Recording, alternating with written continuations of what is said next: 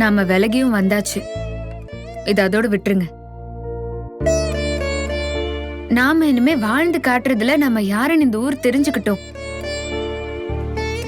அப்படியே தெரிஞ்சு காட்டியும் பிரச்சனை இல்ல. அவ சொல்றதும் சரியாத்தான் இருக்கு. முடிஞ்சு போனதை எதுக்கு பேசி தேவையில்லாம இருக்கிற நிம்மதியையும் நாம கெடுத்துக்கணும்.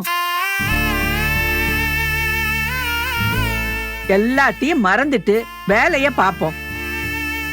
சாரதா, உனக்கும் தான் சொல்றேன், முடிஞ்சு போச்சு, விட்டுரு. மாமா, இது உங்களோட பணம். இதுக்காக நீங்க நிறைய உழைச்சிருக்கீங்க.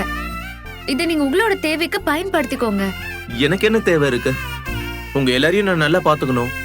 எனக்கு பணம் வந்ததோ மொத்தமா நான் அத்தை கிட்ட குடுத்துறேன். ஐயோ, அதெல்லாம் வேணாம் தம்பி, நீங்க கங்கா கிட்ட கொடுத்துருங்க.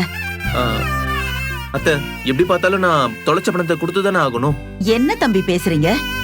எங்க எல்லாரையும் பாத்துக்கணும்னு அவ்வளவு பொறுப்பா சொல்ற நீங்க பண விஷயத்துல மட்டும் எங்களை பிரிச்சு பேசுறீங்க.